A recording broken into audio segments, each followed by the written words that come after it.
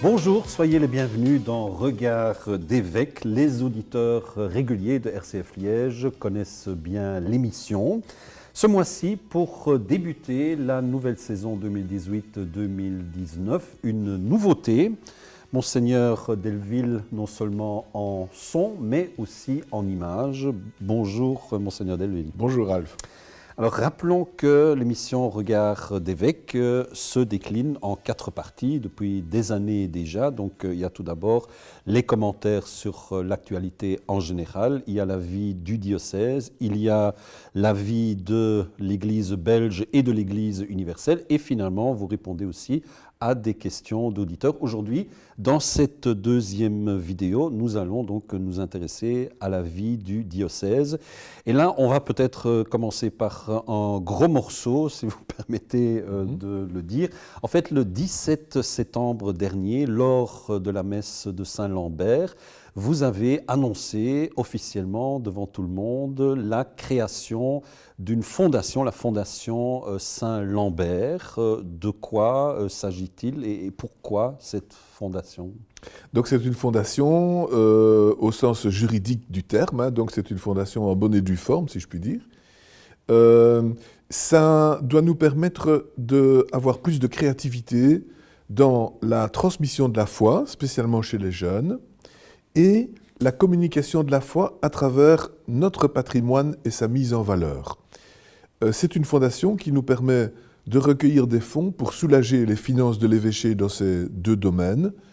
Les finances de l'évêché sont très difficiles à gérer parce qu'on a beaucoup de frais de fonctionnement vu qu'on est fort engagé justement dans le soutien aux différentes pastorales. Et nous serions heureux de pouvoir être en quelque sorte soulagés dans les 2 éléments que je viens de dire maintenant. Ce qu'il y a de commun et qui les réunit, c'est donc l'importance de la transmission de la foi aujourd'hui. Et nous voudrions que, par exemple, pour la transmission de la foi chez les jeunes, on puisse subsidier davantage les jeunes qui vont aux Journées mondiales de la jeunesse, les JMJ. Cette année, ou plutôt l'année qui vient, ce sera à Panama. Nous voulons soutenir nos jeunes qui vont à Lourdes au pèlerinage diocésain pour qu'ils puissent aider les malades et qu'ils puissent les accompagner et qu'ils puissent avoir leur animation propre durant le pèlerinage sans devoir payer trop cher. Nous voulons aussi soutenir l'animation des retraites dans les écoles et les personnes qui s'engagent pour donner ces retraites. Voilà, donc des lieux bien précis où l'animation des jeunes nous coûte et où il est important d'investir et d'avoir, je dirais, des bonnes initiatives. Alors, comment est venue l'idée de la création de cette fondation ? Est-ce que ça existe déjà dans d'autres diocèses ? Ça existe en France. En France, donc, ça existe. J'ai vu ça à Lyon, par exemple. Dans d'autres diocèses, je ne crois pas. L'idée m'est venue en discutant avec des hommes de loi, avec des notaires, avec mes collègues du Conseil épiscopal de Liège. Nous nous sommes dit, voilà, c'est une initiative à prendre pour nous faire connaître en tant qu'évêché, faire connaître nos préoccupations, c'est la transmission de la foi qui est prioritaire, et faire connaître aussi nos besoins pour gérer cela. Alors ceci nous permet aussi de récolter des initiatives qui demanderaient à être soutenues. Peut-être que des gens vont s'adresser à nous en disant « Tiens, il y aurait ceci qu'il faudrait soutenir, est-ce que vous pourriez nous aider ?» Donc ça va éveiller, si vous voulez, des initiatives, et j'espère que ça va éveiller aussi des dons à la Fondation pour qu'on puisse soutenir des initiatives. Je crois qu'on a besoin d'être en quelque sorte stimulé à prendre des initiatives dans la transmission de la foi. Justement, une fondation a besoin de sources financières. Où allez-vous les trouver ? Chez les diocésains ? J'espère que dans le diocèse de Liège, il y a des personnes généreuses qui pourront nous aider. Il y a un numéro de compte qui a été communiqué sur le site internet du diocèse à la page qui présente la fondation. Voilà, j'espère que d'une façon ou d'une autre, nous pourrons avoir des donations ou peut-être des legs. Ce que j'espère aussi, c'est que la Fondation Roi Baudouin nous soutiendra pour le volet valorisation du patrimoine. Nous trouvons en effet que nous avons un patrimoine qui, de lui-même, est une évangélisation, qui annonce la foi par ce qu'il dit, par ce qu'il représente. Et là, le projet prioritaire, c'est la restauration des peintures murales de la basilique Saint-Martin à Liège, qui sont fantastiques parce qu'elles représentent différentes scènes de la vie de Sainte Julienne de Cornillon et l'institution de la fête du Saint-Sacrement dans l'église Saint-Martin. Qui plus est, elle représente aussi la vie de Saint-Martin et toute l'évolution de ce personnage extraordinaire qui est très très connu pour avoir fait le don de son manteau aux pauvres. Et donc, contempler ces peintures murales, c'est vraiment être initié à des choses essentielles de la foi. Le sens de l'Eucharistie à travers la vie de Sainte Julienne et le sens du don de soi à travers la vie de Saint-Martin. Et je trouve que si on pouvait arriver à la restauration de ces fresques, on a vraiment un lieu d'évangélisation, de transmission de la foi, et en même temps une cerise sur le gâteau, si je puis dire, en achevant la restauration de la basilique et en mettant en valeur ce qui est la chose la plus visible, en somme, ce sont les peintures murales du cœur. Donc voilà, c'est un projet que je veux appuyer pour cette fondation, et grâce à cette fondation, et pour lequel je demande le soutien de la Fondation Roi Baudouin, et donc l'exemption fiscale pour ceux qui feront des dons pour ce projet précis-là. Alors tout à l'heure, je parlais de la célébration du 17 septembre, donc fête de Saint-Lambert, patron du diocèse. À cette occasion, vous avez aussi exprimé votre intention donc, de faire la promotion du diaconat permanent, aussi en lien avec le mois d'octobre, le mois de la mission. Pourquoi avoir choisi ce ministère-là du diaconat permanent ? Voilà, parce que le diaconat, c'est vraiment un peu une mission au sens propre, puisqu'il s'agit d'être au service. Diaconé, diaconie, ça veut dire le service en grec. Et donc, il s'agit d'être au service de la population, il s'agit d'être au service de ceux qui sont dans le besoin. Et le diaconat représente dans l'Église tout spécialement le volet service.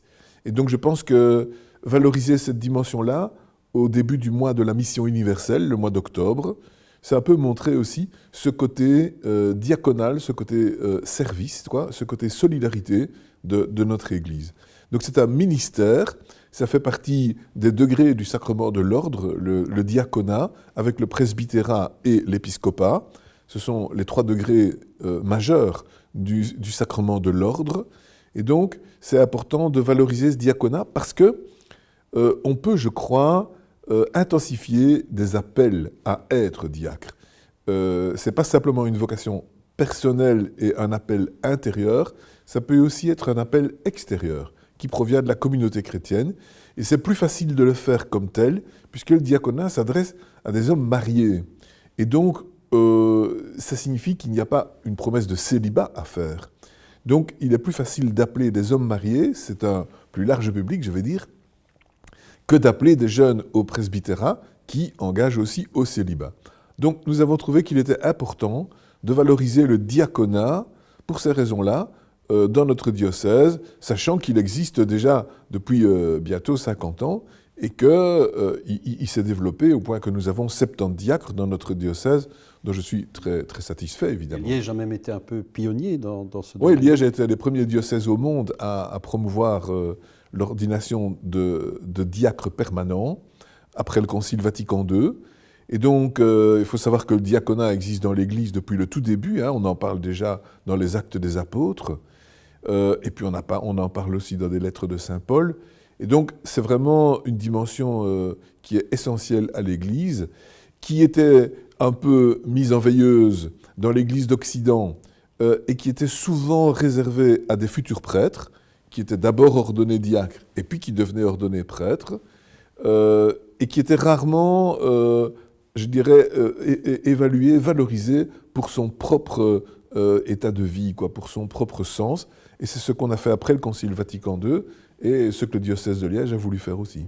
Maintenant, ça ne veut pas dire que dans quelques années, nous aurons une dizaine de diacres en plus et que ça va pallier au problème de la pénurie des prêtres, par exemple.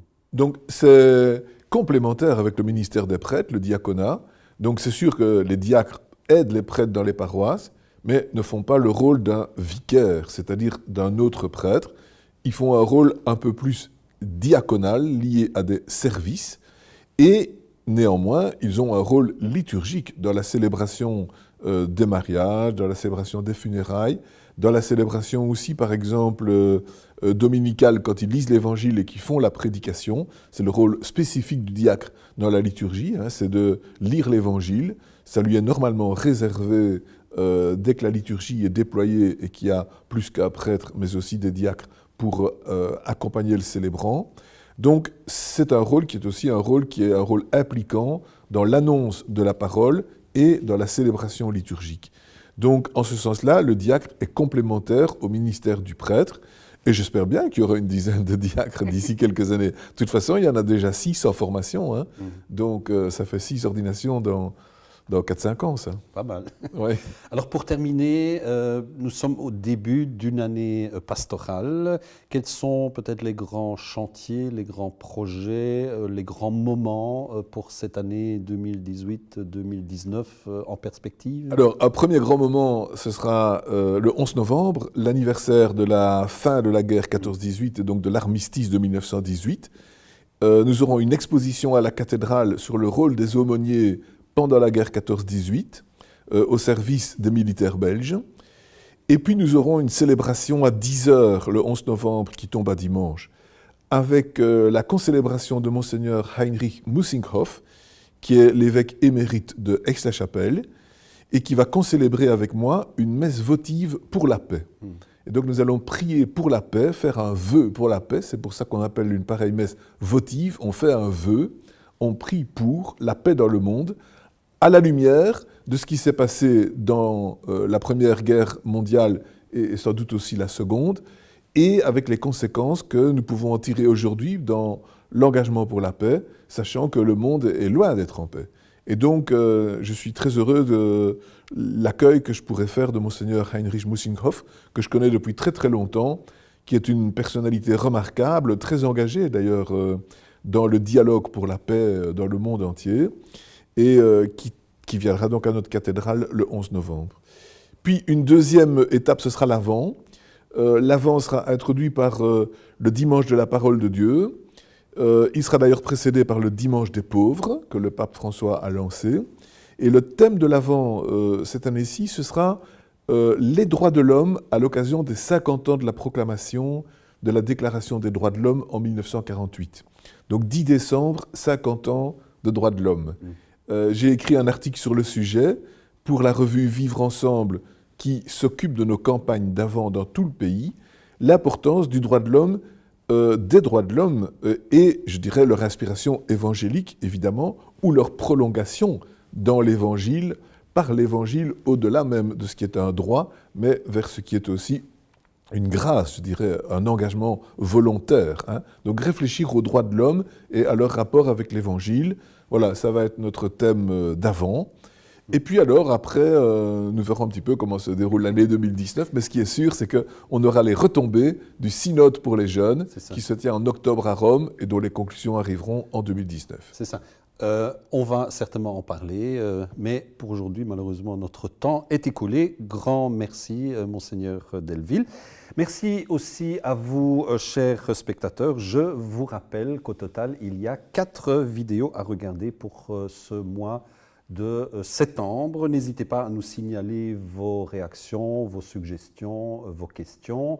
Une adresse mail, communication@évêchedeliège.be.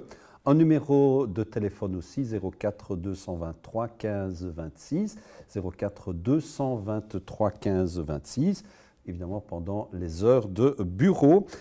À bientôt en images et aussi sur les ondes de RCF Liège. Au revoir.